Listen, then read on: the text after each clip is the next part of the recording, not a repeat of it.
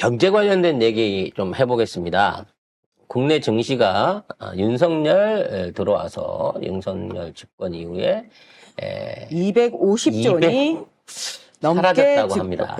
증발했습니다. 중요한 건 말이죠. 주식에서 내 주식 돈이 250조 원이 사라진다고 해갖고 이게 그냥 장부상에 숫자로 허공에 사라지는 게 아닙니다. 주식이 그만큼 올라가서 250조 원으로 떨어지잖아요. 그러면 그건 실물 경제에서 그 돈이 반드시 사라집니다. 생각하시는 분들이 그런 생각을 많이 하시더라고. 250조 원 떨어졌지만 그거는 그냥 주가가 변동에 의해서 장부에서만 없어진 거고 현금은 남아있을 거다.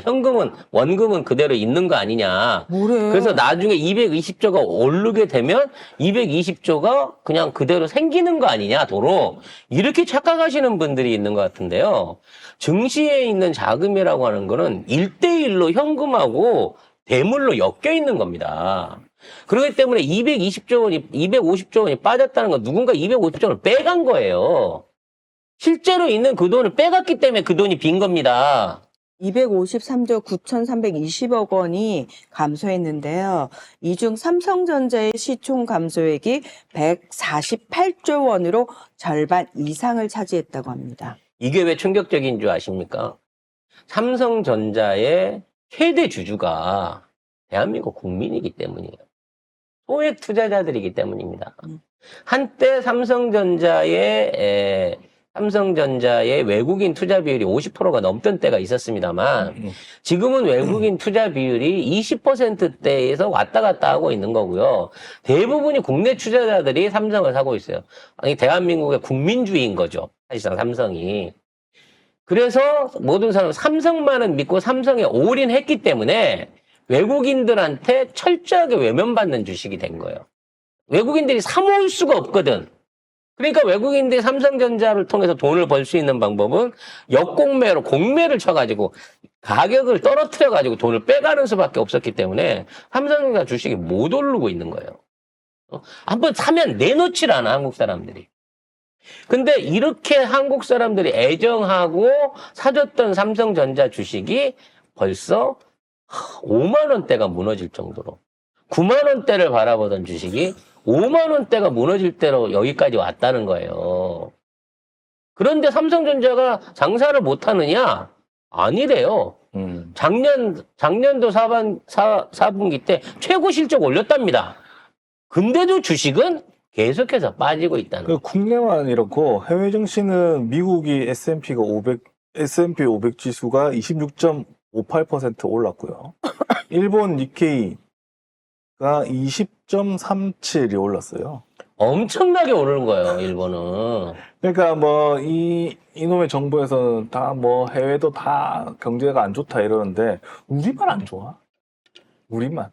올 한 해만 이렇게 250조 날라. 어떻게 유럽, 중국, 일본, 심지어는 베트남이나 싱가포르까지 증시가 오르는데 어떻게 전 세계에서 우리나라 증시만 쏙 빠진 게 무슨 원인으로 봐야겠냐는 거지. 윤석열 때문이지 다. 그냥 단편적으로 말하면 윤석열 하나 바뀐 거 말고는 달라진 게 없잖아요. 무슨 뭐 삼성이 기업주가 바뀌었어요. 현대가 바뀌었어요. 아니면 뭐 우리나라에서 석유가 터지기로 했습니까? 전쟁이 나기로 했습니까? 코로나가 습격하기로 했어요. 아무런 이유 없이 윤석열이 대통령이라는 이유만으로 250조가 날아간 거예요. 세계 경제가 부진해서 그렇다? 아니 근데 다른 나라 증시는 다 올랐는데 우리만. 뭐라고 핑계를 댈 겁니까 이거에 대해서는. 그래놓고 이직들은 뭐 또 지난 정부 때문에 아이고. 뭐가 지난 정부도 벌써 이 정부에서 했다니까. 지난 정부 막 끝날 때까지만 해도 수출은 역대 최고 기록을 갱신하고 있었고 코스피도 뭐 5천을 바라보네 어쩌네 막 그러면서 상승세를 최고가를 유지하고 있었다는 게. 3,200인가까지 갔어요. 그래서 뭐 5천 간다고 막 이렇게 막 화랑이었던 때였어요. 그거는 이제 이재명 되면 5천 간다. 근데 지금 이렇게 경제를 망가뜨려 놓고 이게 모두 다 민주당 탓이다라고 얘기하는 거예요. 말이 안 통합니다. 이직들하고 말이 안 통해. 실제로 뭔가 지금의 이제 환율이 막 가파르게 상승하고 있습니다. 1,470원대까지 올라갔다가 윤석열 체포 영장이 나오니까 조금 진정이 되고 있어요. 조금 내려가요. 네. 오늘 만일에 체포 영장이 집행돼서 잡혀가면 제 생각에 1,300원대로 복귀하지 않을까라는 저도 그 생각을 해보고 있습니다. 그러다가 윤석열이 되졌다라는 소식이 나오면은 갑자기 훅 더 떨어지지 내려가요. 않을까. 그래서 환율은 우리나라의 경제 가치 그리고 발전 가능성을 보여주는 지표예요. 환율이 지속적으로 올라간다는 얘기는 한국 돈이 가치가 없고 한국 경제가 미래가 없다라고 하는 그 반증 아니겠습니까? 이걸 갖다가 무슨 국민연금이나 연기금 써가지고 이걸로 갖고 메꿔 유지하려고 할 게 아니라 근본적으로 경제 정책을 바꿔가지고 이거를 되돌릴 수 있는 패러다임을 만들어내야 되는데 현재 있는 상황에서는 아무것도 못한다는 겁니다. 민주당이 계속해서 민생 법안을 내고 있고요. 또 관련된 경제 발전을 위한 뭐 추경이라든지 뭐 이런 거, 그다음에 국민 보조금 같은 것들은 풀어라라고 요구를 하고 있지만 못 푼다고 붙들고 늘어지고서는 뭐 규모의 경제 규모를 줄이는 경제한다 그러면서 재정 건전성 얘기하면서 점점 더 경제를 망쳐놓고 있는 게 이놈 새끼들이거든요. 재정 건전성 한다고 해놓고 부자들 세금만 깎아준 거 아닙니까? 그래서 그 빈돈을 메꾸느라고 재정 건전성 유지를 하기 위해서 한국은행에서 마이너스 대출로만 173조, 전년보다 23조를 더 갖다 쓴 것 같습니다. 이자 부담만 2천. 이걸 다 어떡하나? 진짜. 세수가 안 거치면 안 거치는 대로 긴축 재정을 하든가 뭐 이렇게 하는 게 아니라 세수가 안 거쳐도 나 쓸 돈은 써야 되니까 어떻게 어차피 세금으로 갚을 거니까 마이너스 통장으로 하늘에서 돈을 땡겨와요. 그래서 들어오는 세수를 가지고 그걸 정상적으로 집행해야 될 국가 예산으로 집행을 하지 않고 일단 마이너스 통장을 막습니다. 그러고 난 다음에 또 돈이 뭐냐면 또 마이너스 통장에서 돈을 땡겨와요. 이 지랄을 하면서 안 물어도 되는 이자 비용이 늘어나고 있는 게 벌써 2천억을 넘었다는 겁니다. 진짜. 그럼 뭐 2천억 이자는 어디서 나가죠? 이것도 또 세금에서 나가야 되는 거예요. 다 세금이에요, 지금. 세금이죠. 그러면 애초에 이 나라가 재정을 기획을 해가지고 쓸 만큼 재정을 기획한 거 아닙니까? 그럼 쓰다가 남은 거 가지고 빚을 갚거나 뭐라 하는 거는 국민들한테 뭐 복지 혜택을 늘리는 건 알겠는데 쓰기로 했던 돈도 못 걷어갖고 지금 돈을 못 쓰고 있는 상황인 거면 비용을 줄이거나 그러니까 세수를 못 늘리면 세출을 줄일 수 있는 방법을 연구를 해야지. 돈은 돈대로 빌려서 쓰면서 기부금이나 교부금까지 뺏어다가 다 지들 쓰고 싶은 데다 다 쓰고 나중에 이걸 전부 다 국민 부담으로 던져놓는 이따위 무시무시한 정책을 어떻게 필 수 있는지 이해가 안 간다는 거예요. 더 어처구니 없는 건 이래놓고도 찍어준다니까. 그래놓고 세금 많이 낸다고 징징거린다니까. 세금 많이 내는 거는 당신이 윤석열 정부에서 그 상위층에 못 들었기 때문이에요. 세금 깎인 사람들만 몇 명 안 돼. 근데 엄청 많이 깎아줬어. 그 생각을 해요, 생각을. 세금이라는 게 버는 데서 버는 만큼 떼고 나가는 거가 맞습니다. 그래서 기업도 돈을 많이 벌면 세금을 많이 내야 되고요. 기업도 돈을 적게 벌면 세금을 적게 내라고 세법이 유연하게 고정이 돼 있는 거죠. 문제는 월급쟁이들은 똑같은 임금을 받기 때문에 늘 고정으로 돼 있는 돈들을 냅니다. 월급쟁이들은 도망갈 데가 없어요. 똑같은 세금을 냅니다. 여러 한 30% 정도 되는 세수 부담을 안고 있어요. 문제는 고정돼 있는 월급에서 세금은 똑같이 날아가는데 물가가 오름으로써 생활비 부중이 점점 더 심해지고 있다는 거야. 그럼 물가는 왜 올랐습니까? 결국은 기업들이 힘들고 어렵다는 이유로 원자재가 오르고 환율이 오른다는 이유로 계속해서 물건값을 올리고 있는 거 아니에요. 그러면 물건값이 오르면서 소득도 따라가야 될 거 아니냐고. 소득은 멈춰 있는 상태에서 세금은 그대로고 물가가 늘어나는 상태에서 생기는 고통은 그 중간에 있는 서민층들이 월급쟁이들이 다 이걸 끌어안고 있는데 그나마 그 부족한 세수를 갖다가 은행에서 빚을 떼고 예산을 땡겨 쓰면서 써버리면 그 부담이 누구한테 가요? 기업한테 가요? 기업한테는 안 가요. 못 벌어서 세금 안 내니까 못 낸다고 버티면 된다고. 하지만 그게 다 물가로 반영되게 되면 월급쟁이로 살고 있는 서민들의 고통이 가중된다는 거야. 심지어 올해부터 만 30원이거든요. 최저시급이.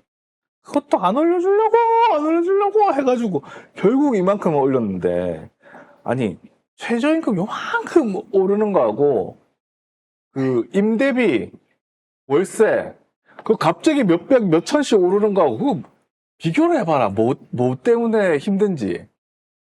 부자들은요, 자기가 손해를 보면 자기가 가격 결정권을 갖고 있는 기업의 상품이나 부동산의 임대료나 아니면 여러 가지 부분에서 자기가 갖고 있는 재화를 통한 수익률을 끌어올리게 돼 있어요. 손해를 안 보려고. 그러면 그거에 대해서 빌려 쓰고 임대로 살아야 되고 파는 물건을 사서 먹을 수밖에 없는 서민들은 그 고통을 전부 다 떠안게 되는 거예요. 일시적으로 부자들이 가난해지는 것 같이 보이지만 부자들은 가난해지는 순간, 손실이 나는 순간 그거를 자기들의 방법으로 밑에 있는 서민들한테 떠넘길 만한 방법을 갖고 있단 말이야. 가격 결정권이라고 하는 방법을. 근데 우리는 그게 없잖아. 이 추세로 진행된다 그러면요. 월급쟁이나 일반 서민들은요, 미래가 없어요, 미래가 없어. 저축도 할 수 없고, 앞으로 돈이 없어서 병원 보장도 받을 수 없고, 육아라든지 미래 노후에 대한 계획 자체를 세울 수가 없게 된다니까요. 근데 그거를 정부는 당연한 것처럼 생각하고 있어요. 거기에 대한 준비 자체를 안 해주고 있어. 이런 부분에 대한 문제를 빨리 준비를 하지 못하게 되면 5년, 10년, 15년 가면 갈수록 빈부의 격차하고 또는 그로 인한 이 중산층의 붕괴로 이어지게 되면서 사실 나중에 이제 자본주의 절벽 국가로 우리가 떨어지게 된다는 거예요. 부자는 한없이 부자가 되고 가난한 사람은 영원한 가난함에서 벗어날 수 없는 국가가 된다는 겁니다. 그때 가면 민주주의고 나발이고 할 수 있는 여건이 없어져요. 자본주의 상황이 오게 되면. 정권 바꾸면 됩니다. 그런 나라를 안 만들기 위해서라도 지금 우리가 이 고통을 빨리 바뀝니다. 끝내야 되지 않을까라는 생각을 해봅니다. 바꾸고 나서 싹 다 정리하고. 그래 오늘 오후에 꼭 잡아 쳐넣었으면 좋겠는데요. 제가 실제 어저께 그 택시를 탔다가 택시 기사분한테서 그런 얘기를 들었어요. 왜 대통령 뽑아줘 놓고 최소한 임기라도 마치게 해줘야지 탄핵을 시키고 그런답니까? 걔들은 뭐 법도 없고 뭐 원칙도 없답니까? 나한테 그러고 물어보더라고. 나는 아무 말도 안 했는데. 그래서 뭐라고 하셨어요? 생각을 해보세요. 집에 의붓아버지가 한 사람이 들어왔는데 이 새끼가 술만 먹고 돈도 안 벌어오면서 노름이나 하고 맨날 저를 패요. 맨날 애를 패요. 자식들을 패요. 그래서 그러지 말라고 경찰에 신고를 했어. 그래가지고 쉽게 말해서 법적으로 분리를 했단 말이야. 근데 이 새끼를 갖다가 법에서 법적으로 아버지가 그럴 수도 있는 거고, 때릴 수도 있는 거고, 그리고, 이게가 아버지니까, 친자간에, 원칙을 어떻게 끊겠냐고, 원류를 어떻게 다시 돌려보내게 되면, 어떻게 되겠어요? 이 새끼가 신고했다고.